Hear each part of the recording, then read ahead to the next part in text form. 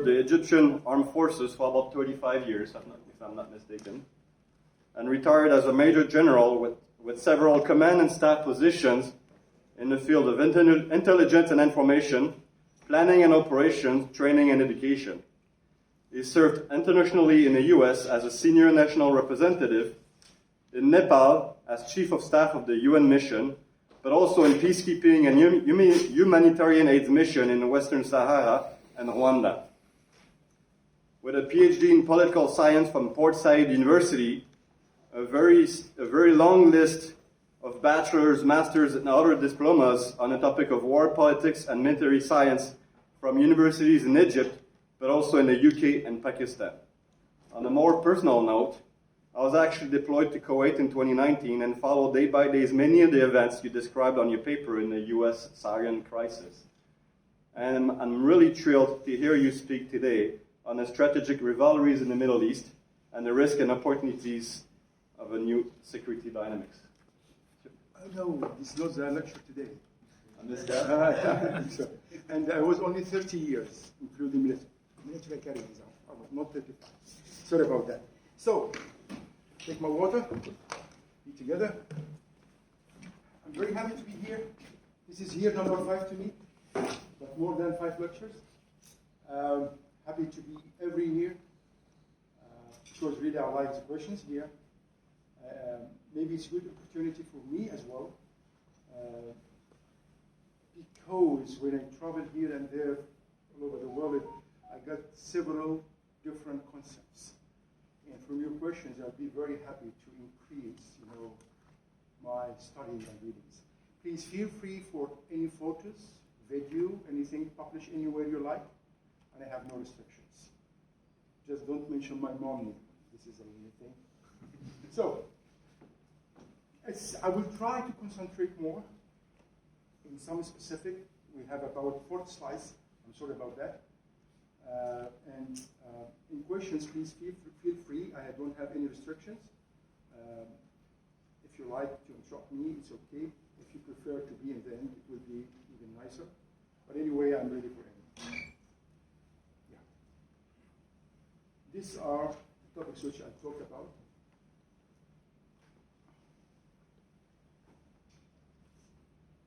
Okay. I'm sure that everybody of you read about Middle East. And it has some significance. Some of them give opportunities, some other give risks. And this I'll try to show right now. Like, for example, escalade, like its passage, politically, economic, energy, immigration, terrorism. So you find everything crossroad. It's like crossroad. Middle East, by the way, I would like to say something. As you see, when I talk now, I will talk about Middle East, North Africa. I will try to mention Horn of Africa and also some small things about Central Asia, because it became something, if you allow to call it, transit regional or trans-regional. It's more than one region. And I think the word Middle East will disappear, or even it's disappearing right now. Because what's going on in Balkans, it affects Horn of Africa. What's going on in Afghanistan, it affects even North Africa. I will try to mention how, somehow not very accurate, but you will see what I mean. But anyway, I will try to talk from all Mediterranean and North Africa, coming to the Middle East, which is Al Jazeera and Sham, which are like Gulf countries.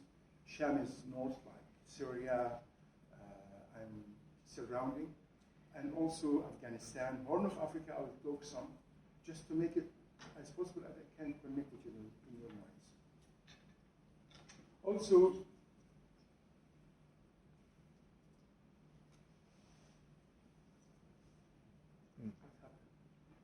yeah, sorry. Yeah.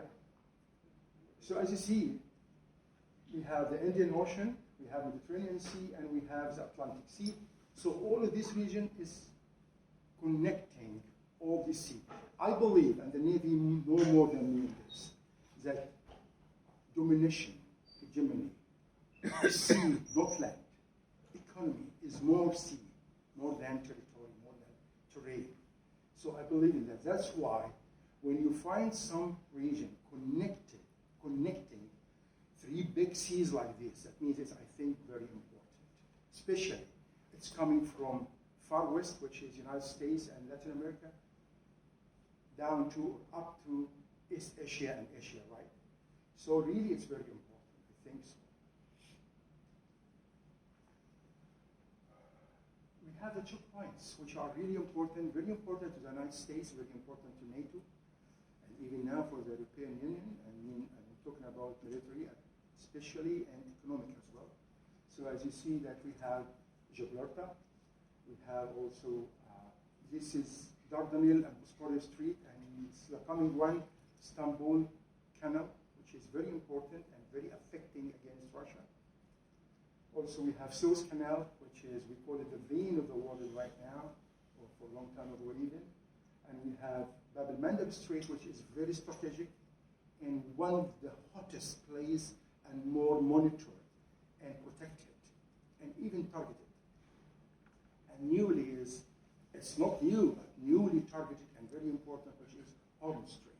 So see how much they are really important and under concentration and monitoring of all big forces as well, not even big forces, but also regional forces and countries. Energy. So energy, mineral, materials, energy meaning gas and oil. So the country is full of that. Maybe Europe does not take more than 13 or 15% of our energy, right? Especially Gulf energy. But gas, you are taking more from Russia, and I think now there are some other ways to take gas, maybe from the East Mediterranean and other places. It's full of hotbeds, conflicts and terrorism. Like, we have now in Morocco, as you are aware, it has two, and I served in this lovely country for 1 year as military observer, as our colleague mentioned. So against Polisario, it's up and down sometimes. It was a little bit hot somehow a few months ago, and also between Morocco and Algeria, for some reason by Algerian side, with all due respect to all countries for sure. Libya, which is a civil war inside, but now it's calming down. Libya now the situation, let me tell you, I need to talk about this a little bit, because I think it's also important to Europe. Libyan situation, it was for few years, like let me say exactly, since 2017 until 2020, the military side or the military level was escalated very high. Starting from 2021 or late 2020, political procedures are more in Libya. And that's why we are very hopeful and optimistic to go for the peaceful way. Main actors in Libya, actually, I believe, at the level, as an international level, mainly France, Italy, UK, Germany, and Russia. Germany, more economic. France, more economic and military as well, just monitoring. Greece as well, I'm sorry. But Greece is the East Mediterranean more. Italy and France, I think, each country of them, I believe always that Europe, when it worked as a union, European Union, so no big common mistakes, but common values more. Not big common interests, especially in this region, but values more. When I see country by country, and even the common interest is somehow interested at the level of the European Union. But when I see European countries one by one, it's more interest to each country and sometimes competing each other. I can notice that between sometimes Italy and France, France and UK, and even France and Germany. But anyhow, as I told you, the last 3-4 years it was more military. So we saw that Turkey, which is one of the main regional level, was against Greece, and it was very clear also Turkey against France, very clear, which is as usual, I think, from the history between them, especially in Europe and Eastern Mediterranean. On the regional level, Turkey, Egypt, which are the main against each other inside Libya. It was going to be escalated militarily, but actually it stopped by USA, AFRICOM especially, stopped by Russia itself. Yeah, even stopped, because I believe in something. USA and Europe, I think, they want Turkey and Egypt in good relations. Why? Geopolitically and geomilitarily as well. If you look at, here I have to show you something. If you look at Turkey, and here is Egypt, these both countries, the only two countries in the East Mediterranean, they have cohesive shores. And they are like Joe. If Russia against NATO and the United States would like to expand more in the East Mediterranean, so we need these two countries, militarily, economic, and politically as well. Russia doesn't want that. And I give you an example. It's very important to tell you it happened with me. 4 years ago, 2017, I think. And it was like news in Russia Today in Arabic. It says what? Somehow like the President Sisi, the Egyptian president, is a strong man, remember, Russia Today in Arabic, could kick, the Turkish president in the East Mediterranean. I called my dear friend, Colonel Abdullah Sugan, in Turkey. He's retired. He was working for me. I was Chief of Staff United Nations Mission in Nepal, and he was Chief Personnel Officer. And I told him, I need a favor from you, please. Could you check the same news in Russia Today in Turkish or whatever you have in your country? And he told me something, the translation opposite. Exactly. That Erdogan, a very strong and smart man, kicked Sisi in the Mediterranean. And this is a fake news, as you know, or at least drafted news, change it somehow. How to affect the morale, how can I say, the psychology of the public opinion of the people, psychology of public, and to make them against each other, which is supporting that the two presidents even against each other. So this is very important. But anyhow, and I think, especially in the East Mediterranean and Libya as well, it's very important to Libya. Why? Libya has 4 main footprints in our region before: Iraq, Egypt, Syria, and Libya. Now they have only Syria. So even I was studying in my book, which is Finger of the Figures, which he mentioned, what is the next step? Is it Syria? Is it Egypt? Is it Iraq? And I think it was Libya. And that was correct. Why? Because he doesn't have the capabilities. 2 main goals to Russia, in which I will mention, to reach the 2 warm seas, Indian Ocean and Mediterranean. I mean in our region, okay? But he is not capable to do that in the thousands out China. So in the north he can do it, and then he can attract China to belong him somehow and support him what he's doing for the bigger partnership. So that's why Libya is very important besides Syria, and then he will be connected even with Western Mediterranean, because Libya in the middle is actually. This is how I see it actually. That's why I mentioned some time, or spent some time talking about Libya, even in brief. So we have Syria, and civil war of Syria is very complicated. Most of people believe that what? Syria, Iran together, supported by Russia, against Turkey, against Islamic groups and Salafist groups, okay, with some difference between them anyway. But believe or not,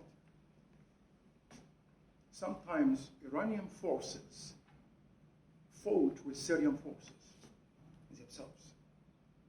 It was published, but not everybody noticed that. Russia is very smart if I compare with the United States in some strategy. If you heard about it, or policy, containment policy. They are very good in that. So they do it. Containment policy from Russian point of view, I think, this is my analysis, it's not information, I think they think in a way of what? That you are revealing or competing each other or enemy to each other, I continue, and manage this kind of competition among you. So I will number one, I will get my interests. Then every one interest he will be given by me. Third, which is indirectly, that all external powers, international, regional level, they cannot get access inside Syria, for example, even in our relations, my relation as Russia with Turkey and Iran, and even Israel now, inside Syria, without getting access from me as Russia. He could do that. USA is not very, I don't know, not very smart, not very professional in this. They don't like it, or they do it some other way. This is how to manage. USA like always to have strong allies working together. But to manage competition between enemies, very difficult, USA. Usually USA support one against one, protect one from enemy. When we go to China, you will find something more interesting. I will come to this. Let me talk about Syria more even. In Syria, who is fighting each other? We have Syrian Arab forces, armies, Syrian Arab army, or Arab Syrian army, which is headed by Bashar al-Assad, the president himself, as supreme commander. Okay. We have also Syrian Democratic Forces, which are Kurds mostly, and they are supported by the West, USA, NATO, and so on, and they equip them with weapons to fight ISIS. Okay? To fight terrorism. They are against ISIS. And that's why Turkey was very angry, and that, I believe, one of the mistakes of the United States when they support Syrian Democratic Army, which are Kurds. Why? Because they are prescribed internationally, even by USA, as terrorists. And that was a deed from Turkey. You are supporting terrorists. Also, we have Salafi jihadis, as I told you. Some of them belong to Al-Qaeda, some of them belong to ISIS. So Fath al-Sham, if this is the name in Arabic, or it's like front or foundation, or which was Jabhat al-Nusra, front of partisan. That was the name. It belongs to Al-Qaeda. But ISIS is ISIS, which was led by al-Baghdadi. The difference between them is something ideological, and they fight each other, by the way. Not all terrorist groups are friends. No, they kill each other until now. Okay? This is important. That's why in Afghanistan, if you hear, you find that ISIS fight Taliban and fight Al-Qaeda inside Afghanistan. This is important, by the way. Israel is supporting Jabhat al-Nusra, not by fighting, but by receiving injuries, and they were giving them treatment, medical treatment. Because why? Because they were fighting the leadership of Syria, which is against Israel, which is supported by Iran. Very complicated, as you see. What was the second mistake has been committed against Turkey? I'm not, for sure, maybe it's not mistake, but I'm talking now in behalf of Turkey, which is not with us, maybe, right? What was the second mistake? That was a big mistake by Israel, that they were supporting independence of Kurdish country. Why it's very dangerous to Turkey? Because the Kurds, they are mainly in 4 countries. In Turkey, Syria, Iraq, and Iran. 60% of them in Turkey. So if you have independent country by Kurds, all of these countries will be divided. And Turkey will be the big loser. And that was one of the biggest mistakes. Let me say Israel, if I consider them allied to the West, so between the West and Turkey. Then, we have Yemen. We hope military names coming very well. What are the main partners, the main players? So I believe, international level, USA, but not as player, only to fight Al-Qaeda. This by the Congress itself, by the way, but not to support any. It was supporting only the coalition led by Saudi Arabia with information and some logistics. Mutual intelligence somehow, good.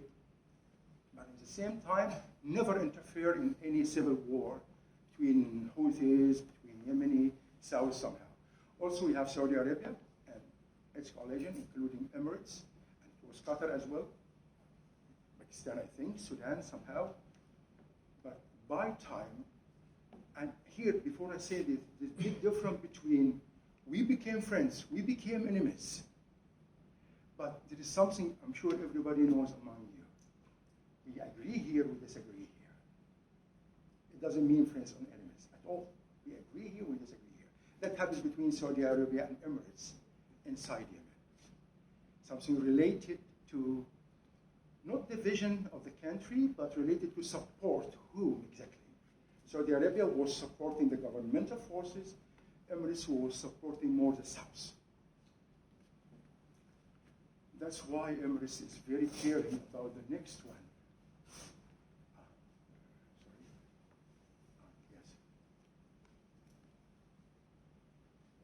Horn of Africa. Emirates consider Horn of Africa very important to it for three main reasons, according to my understanding. Number one, food security, maybe water security as well, because Gulf always suffer from food and water security. Second, to have overlooking to the Red Sea, because remember, Emirates is here at Hormuz Street exactly, which always I enjoy to see there, and here is Bab al-Mandab. So how this small country can have overlooking here? I'm sure, because Yemen, is very hot. Oman, I'm not very sure about, but then Horn of Africa is more important. And also the third one, Yemen itself, Socotra Island, which is very militarily important and geopolitically to all concerning countries, right? In Yemen, we have the governmental forces, we have Houthis, and we have the southern front. I don't remember the name now in English, but it is the southern anyway. And by the way, this is not because of Saudi Arabia, not because of Emirates, the southern and other of Emirates, always they disagree with each other. I have some Egyptian, she is my friend, she's professor, and originally she is Yemeni, from family of Al-Jafri. She told me, we will never, as southern, be one Yemen. She didn't live in Emirates before, she didn't live in Saudi Arabia. This is her concept as professor. We will never be one Yemen.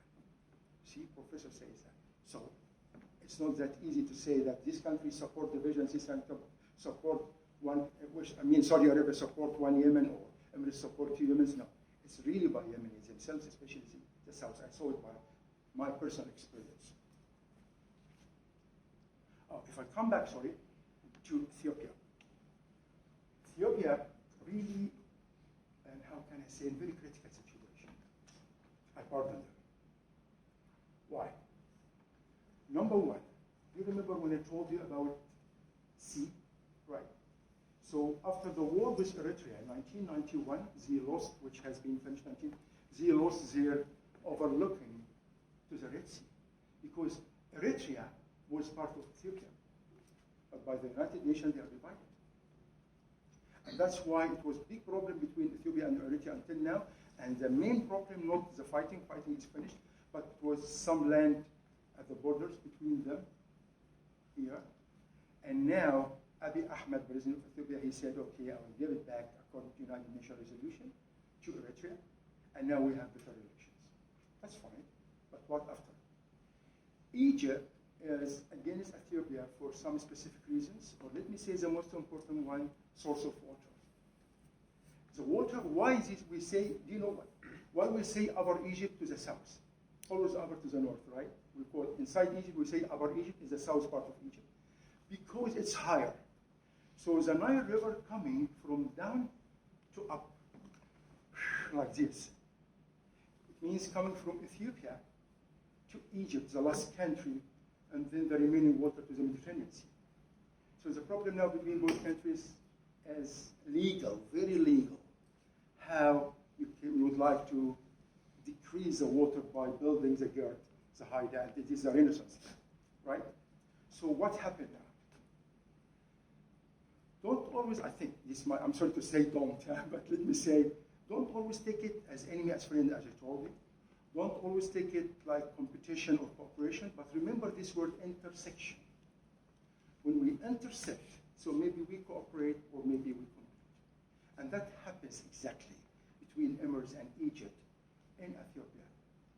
It was known that Emirates and Egypt, and still known actually, are the most allies all over the world. If you compare any allies together, two countries, you will find Egypt and Emirates together for many reasons before. But here, indirectly, became something like opposite parts. Why? I need your food as Emirates. Maybe I will need your water as well. So I have to invest in your country. More than 100 Emirati companies, right? So to invest, that means I need stability in your country. Egypt has problem with Ethiopia. Tigray, which is the main conflict now, two main conflicts in Ethiopia. One of them internal, which is Tigray, is the opposite, which is military conflict now. Second one between Sudan itself and Ethiopia. So in this case, Eritrea not anymore allied to Egypt, which was supported by Egypt against Ethiopia. So when we see it now, Tigray are fought by who?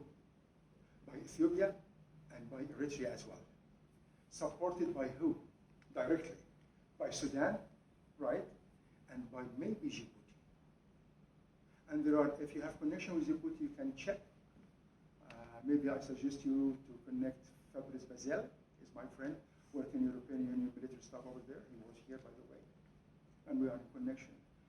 So Djibouti is a little bit trying to de-escalate any type of diplomatic or military level with Ethiopia. They would like to make it de-escalate and violence, I mean. No any violence between us, because Djibouti knows very well that Ethiopia is very strong and they don't want to lose it. See how much complicated?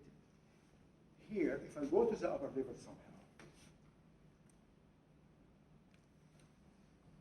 we find what?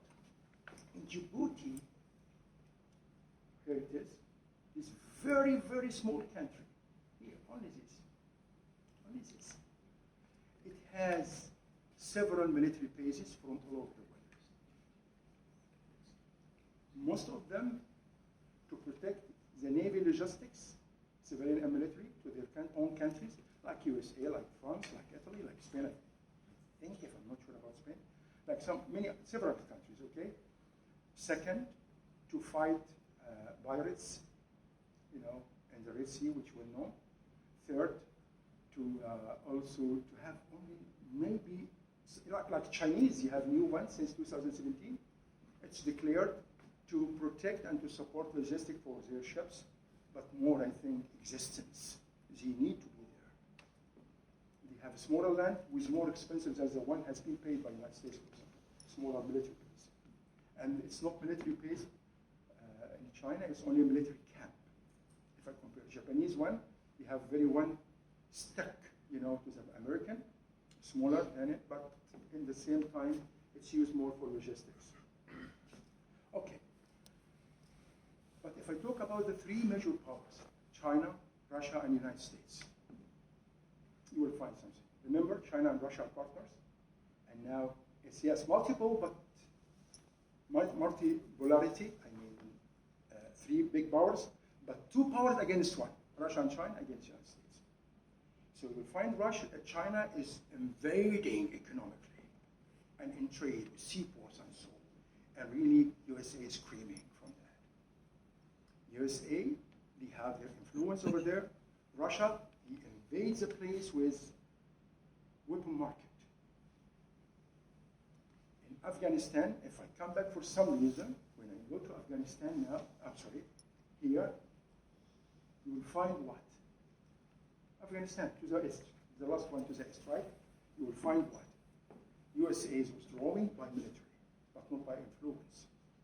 Even I think, maybe they will think, and everybody read about that, maybe they will keep back some forces somehow, that's not the issue. And NATO in Afghanistan, or was in Afghanistan. Russia, it has influence. China is newly in Afghanistan. Pakistan in Afghanistan. Turkey is coming militarily in Afghanistan to fill the gap, security, but Taliban never allowed that, they were faster, okay? Why I mention Afghanistan with Horn of Africa? I believe as analyst that relation between Russia and China is very short term. or let me say not very, it's short-term relation, not long-term like the American one. And it will be finished somehow in Afghanistan or in Horn of Africa. Why? In Horn of Africa, because they work opposite to each other indirectly. China with economy means stability. So investment, but Russia with weapons means instability in this very hot area. If the Middle East is very hot, but somehow under control, even by their own countries, Horn of Africa is not like that. It's not like that. So China will be fed up with Russia somehow. And also in Afghanistan, remember in 1979, the most angry country was that Russia or Soviet Union inside Afghanistan was USA, right? What was the second angry country? China. They were very angry with Russia. They don't want them there. But the point is what? Why China needs Russia? Why? I have been asked one day by director of West Asia and Africa. In China, they don't like to say Middle East. They say West Asia and Africa. He was visiting and as advisor to the Chinese embassy, and it's not secret, to be honest. I am allowed to say that. So he asked me, what's your main advice in West Asia? And I told him, don't ever think to replace the United States in its hegemony. Why? Because you are not a street fighter. You don't have any experience with your military forces in this region. You believe that you are coming to Keukenhof in Holland. No, it's Mainfeld, this region. So for nice people like you who did not use their armed forces for a very, very long time, did not use their forces as an element to impose their influence, it will be something like impossible. That's why I'm telling you, that's why China needs Russia, because they are the street fighter who can depend on them militarily somehow. And the best way to use the Chinese forces right now, peacekeeping, in what you call it exercises, something like that, training with other forces, just to sell, to find market for their weapons. But I don't think they will ever use their forces outside South China Sea. And for sure, our Korean friend know when they can use it, especially Taiwan or some other concerning supremacy of the region. So what is one more important is terrorism? But in this way, not in opportunity. More than 46 terrorist groups, believe or not. Since April, they increased a lot. 2014. I mean, let me say last 7 years, increased a lot. Who are proscribed only proscribed. Because some extremist groups, they do violence, but they are not prescribed like Muslim Brotherhood sometimes. So especially in Egypt and in some other places in the Middle East, they use forces actually, according to my knowledge. So, but they are not prescribed somehow until now because you know these procedures of the courts of the United States and European countries. Anyway, see, this is man-made by the way. By the way, I wrote here copyright side Ghoneim, but please use it as you like. So it's for you. In one of them. Then I go to the second part. Okay. So how I see the relations among these powers which I talked about. USA, yeah, as I told you, USA is a bigger one. What does it mean bigger? I'm sure you studied national powers. Political, military, economic, the first even, political, military, and social. And now it has environmental and natural resources. It has also some, like even human power became one of the national powers, how to use it very well and so on. So United States until now is the most powerful country. Then, but maybe 10, 15 years ago, economy, when we compare, please correct me if I'm wrong, between the economy of the United States and the economy of China, it was, I think, 10 to 1. Now I think the ratio 1.5 to 1. Right? And that's why this will give you indication or prove to you why USA is very converting much since Trump even. Obama was a bit silent, Trump was a bit loud, and now Biden a bit somehow between both of them against China.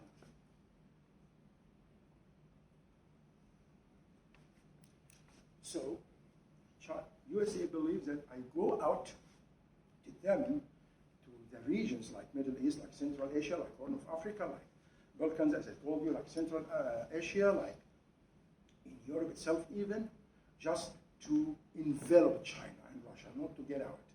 And that's why China and Russia said, no, we'll do the opposite, we'll go out. How they go out? Something very important, please. That's why I made this, as you see, enveloping and trying to de-envelop by the two red countries. How everybody tried to implement his strategy by initiatives.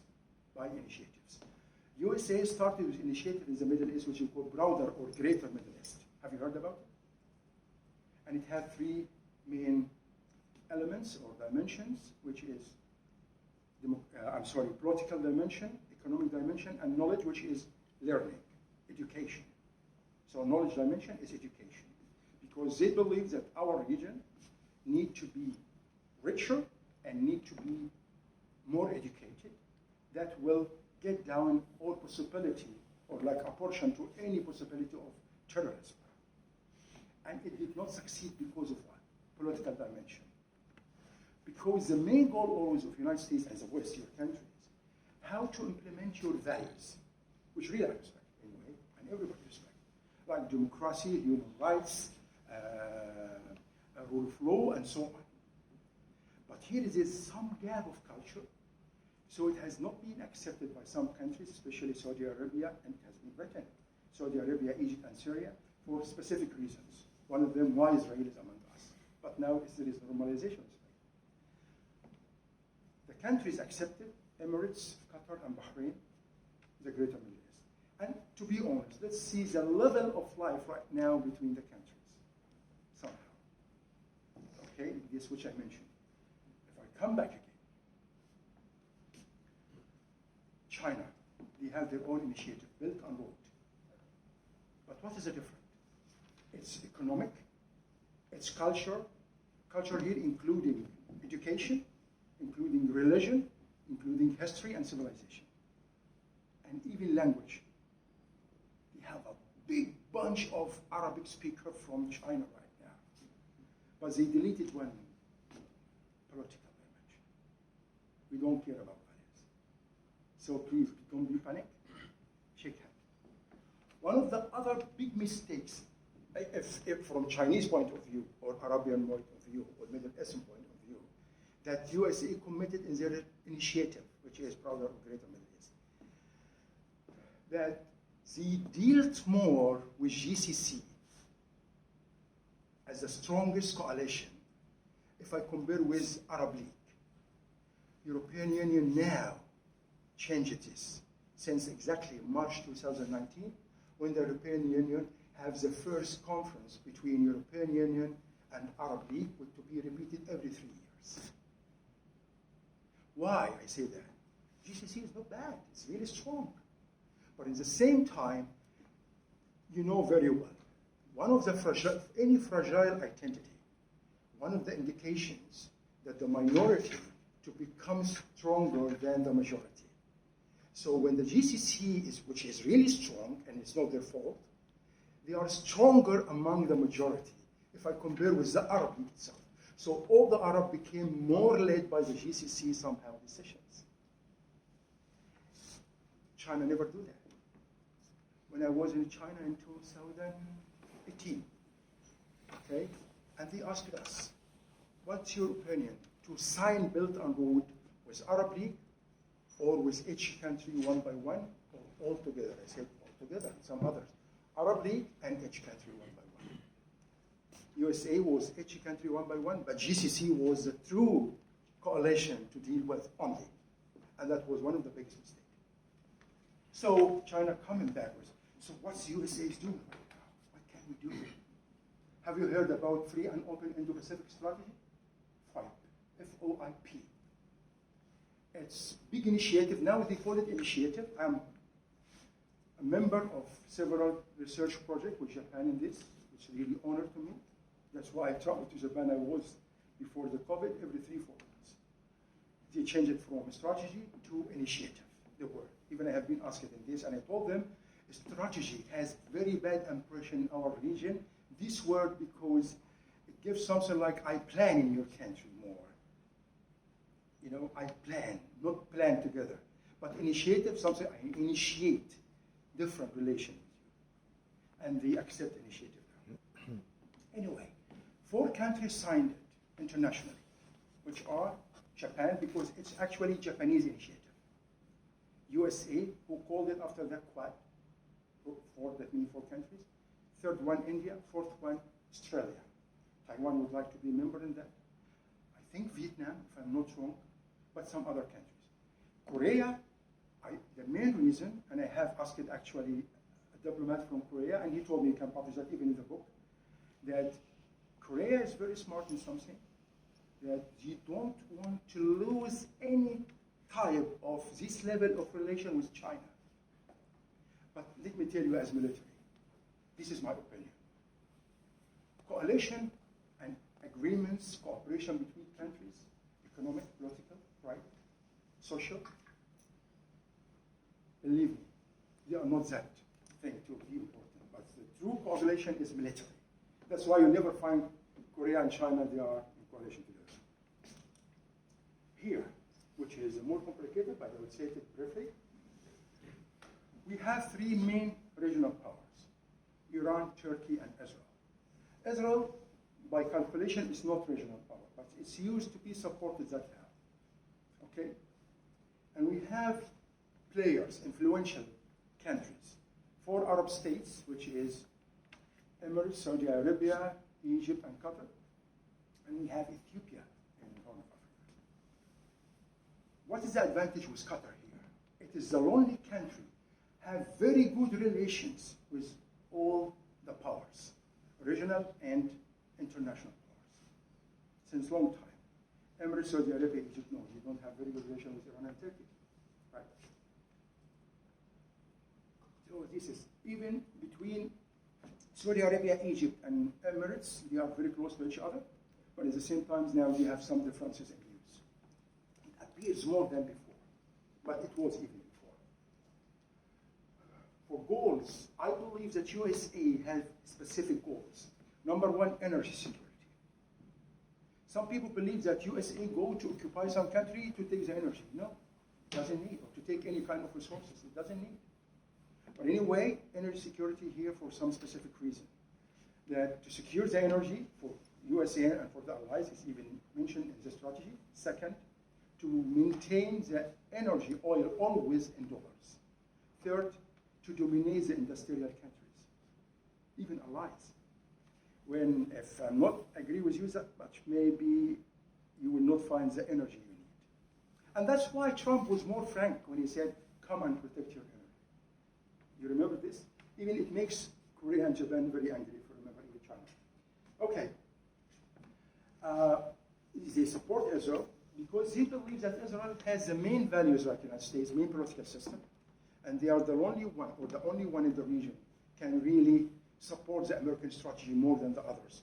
But now some more countries became in the same level, like I think Emirates, Egypt for a long time, but for different reasons, for mutual interest.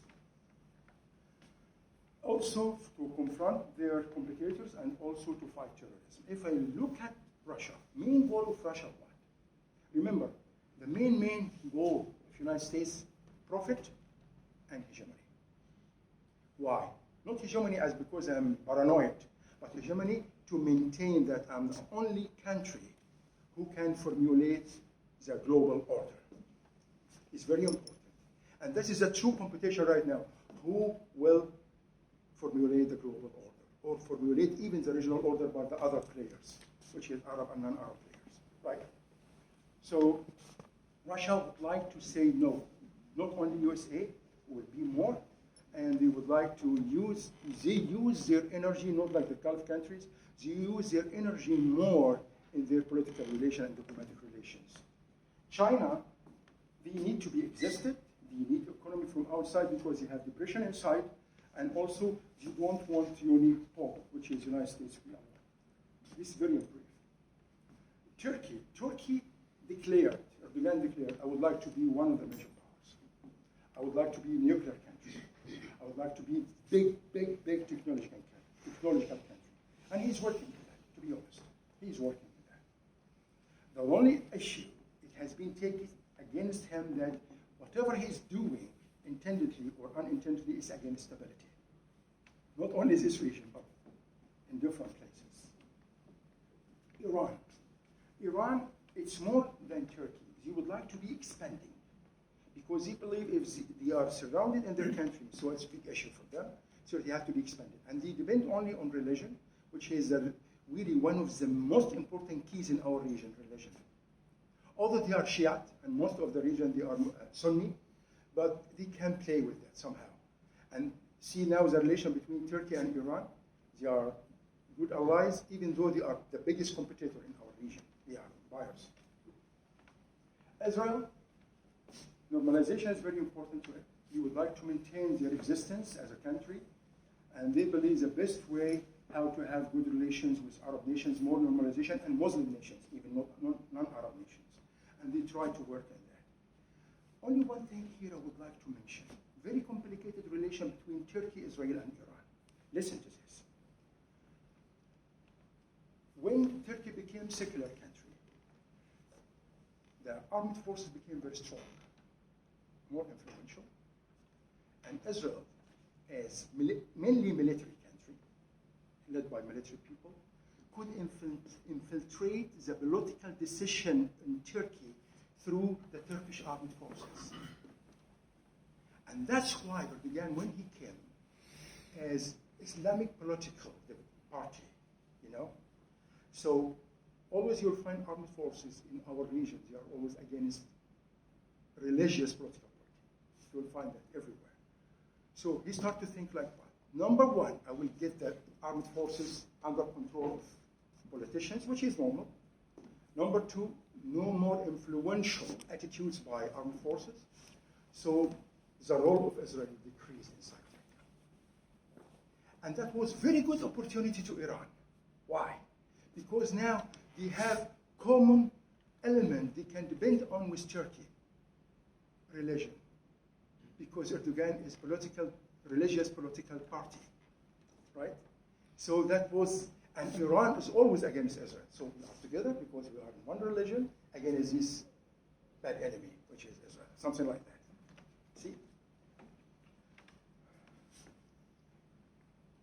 So, Saudi Arabia, Emirates, Egypt, and Qatar. The other three always care about political Islam. Because political Islam, actually, in our region, we believe, or at least the leaders, the decision makers, that is expanding very quickly to rule and to be under command of political groups. Not like, I was telling my colleague, Colonel Amr, yesterday, that when President Morsi became president, I was happy because he's civilian. Even I'm military, but I need civilian, really, as to see the country is different, not always to be head or led by military. The only reasons that I changed it, my opinion about President Morsi at that time, that I discovered his decisions is, dictated to him by the group. It was very clear. Like, let's fight in Syria. You don't know what's the armed forces. You don't know the capabilities. You know the comparison of forces. So that was really strange for me that he is led to say that. So here is the Muslim Brotherhood. That's why all the other three countries against. Qatar supporting. Eric Mitchells, my dear friend, and he is Belgian defense attaché in GCC countries, Iran and Yemen as well. He told me one word I will never forget, that Qatar is more Wahhabi even than Saudi Arabia itself. Because the king of Qatar or prince of Qatar, his family is very Wahhabi ancestors. At the same time, I think that Qatar was thinking in a way of a very small country, like a small hunch in a big belly like mine, And they feel that they will be swallowed by Saudi Arabia. They have the biggest gas field shared with Iran. They don't have external strategic depth as a small country. So they have to find maybe some rulers like Muslim Brotherhood not to replace Gulf countries, but to replace our Republican countries, rulers, I mean. And in this case, it will be like pressure from the West on the Gulf countries. And then it will make like, because Egypt, Tunisia, and those other countries were like Western strategic debts to Saudi Arabia, Emirates, Bahrain, and so on. And now when they became ruled by Muslim Brotherhood, who are supported by Qatar, then there will be strategic debts to Qatar, not to the Gulf states.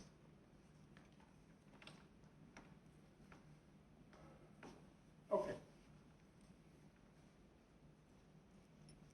Maybe after 5 minutes we take the break, right? That's fine. 5 minutes. 20 minutes break. Okay. But after 5 minutes, okay? Yeah, okay. As I told you, all of these nice flags, all of these countries, and even ours, they would like to formulate the regional order, their own way. Always I believe in something. All of them, many or mostly, they don't want instability. Otherwise, no strategy will work.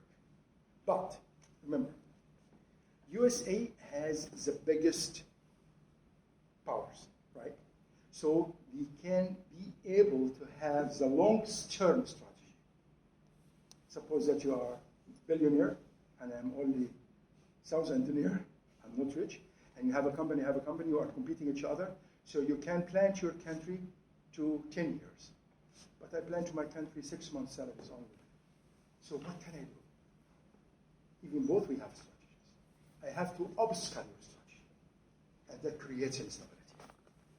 By anything, by fake news to spoil your reputation. And you are doing a lot of mistakes like the USA, for example. By creating problems here and here in some countries. Because the main enemy to the United States is three things in any region when it's formulating regional order. Number one, terrorism. Number two, fighting between neighboring countries. Number three, internal civil war. This is spoil all the strategies of the United States. Russia knows that very well, China knows that very well. Okay, so this is really very complicated among each other. This is the best slide I can really use in there. So, after 1945, or before 1945, which is Second World War, after 1945, was Soviet Union and USA, right? 1991, collapse of Soviet Union, we have only USA. And here USA thought about this, very important map, which is US military command. USA, if you read United States National Security Strategy, 2002, 2006, 2010, 2013, which is not published, 2015, and 2017 even, you will find some of them which is international order or global order, as you call it. Trump called it regional context, okay? He divided, or all Americans, the strategists, divided the world in 6 regions. North America, Latin America, Europe, Africa, Middle East, which is the only region, not continent, and Asia. And they said, we will protect our interests with these commands, military commands. This was my understanding, for sure. Maybe I'm wrong, but this is my understanding. And we will protect that with our commands. And remember, I was working in the United States Central Command in 2006, 2007, and that was the last year that the officers, Egyptian officers, for example, working in the United States Central Command in Djibouti, under my command in Tampa, Florida, as Central Command. But 2007, African Command created, and Egypt became with, U.S. Central Command, but rest of Africa is in the area of responsibility of African Command. And that's why Djibouti became part of Africa, not part of Central Command, right, region.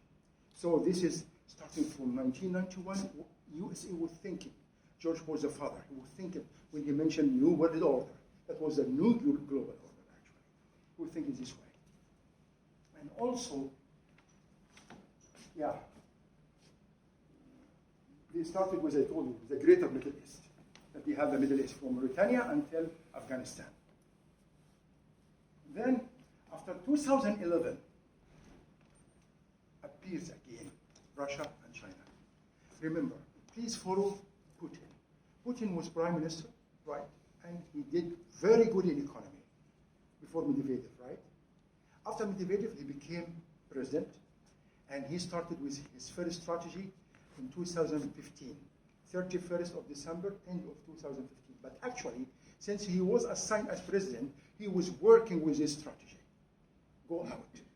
He started with prestigious phase. You know more than me, that just to have the prestige of Russia, Crimea to be in, Crimea tried to get it in, and so on. And then he started to go out for the warm seas, right? China started to approach also with Belt and Road, which has been created in 2012.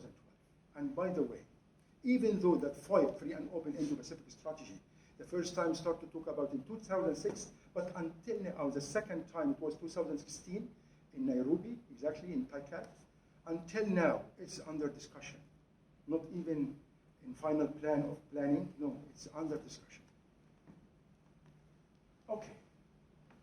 And then the Belt and Road is told you about China. But notice something, Russia does not have any initiative because you don't have capabilities to do that. And this is a fight which I told you. I hope you read about it, it's important. Look at this, because I will ask you a question. I see Europe, this is your continent, and tell me if I'm wrong, this way. That USA and China are the main competitors in Europe. Then we have Russia and European Union, even NATO, but let me say European Union for sure. So China and Russia in one side, USA and European Union on one side. This is how I see it, somehow. And then Turkey is in between. That was a question, but I did very quickly. Why Turkey?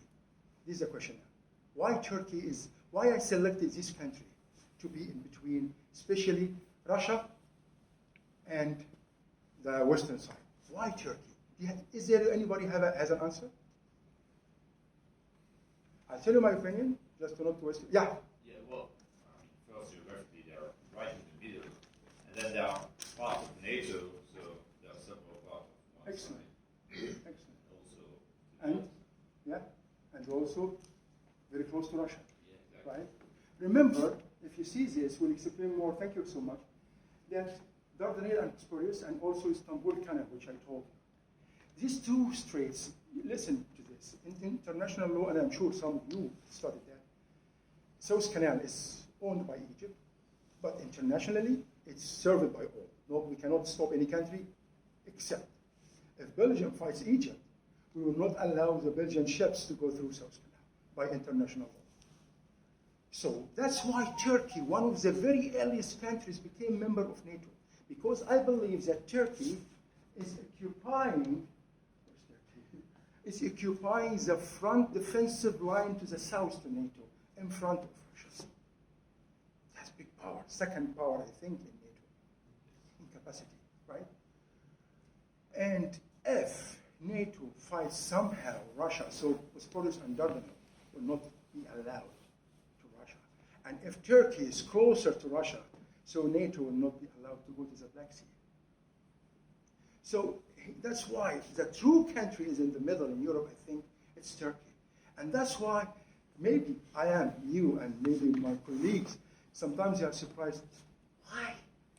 Sometimes I feel that Europe manipulate with Turkey, support and sometimes against, right? Because of this. It's really, and Erdogan knows that. He knows how much he is needed by you. He knows that, by USA even. And he knows how much he is needed by Russia. China is watching here, I think. In Iran, mainly, China and Russia supporting Iran, USA and Europe is against, but nuclear agreement changed it a lot. I believe always in the West, when I say West means USA, Europe, Canada, New Zealand, and so on. We have always even internal conflict, like anybody, between values and interests. European values or American values and European or American interests. So that's why one of the things really supporting the European and American interests, the nuclear agreement with Iran. Because Iran is needed in economy somehow. Iran has big economy, not only in Europe, even in Latin America and other places. They have energies, they have oil, which is, as we know, should be secured by the United States. So if I go to, among them, mainly Saudi Arabia, Emirates, and Israel. These are the three countries who maybe would be involved if something happened between both sides. Both sides, he means regional. Iran and the other regional countries, Arab countries, and Israel as well. Because I have a question. Who believes that maybe USA and Russia and China may fight? Is there any answer? I don't think so, since Okay. China will not ever Good. pass the threshold. If China and USA fight each other, who will be the winner? Nobody. Who said what? Somebody said something. Russia. Yes. That's why they will never fight each other. Well, maybe I will Nuclear, back the biggest. Russia will be the winner. Thank you. It became smaller than me. Right. So that's why I'm telling you. So when I say fighting, that means our level at maximum. And then I think now, right? 5 minutes. You can take break now. Sorry for disturbing. Let's reconvene at 10:25. Okay? Okay.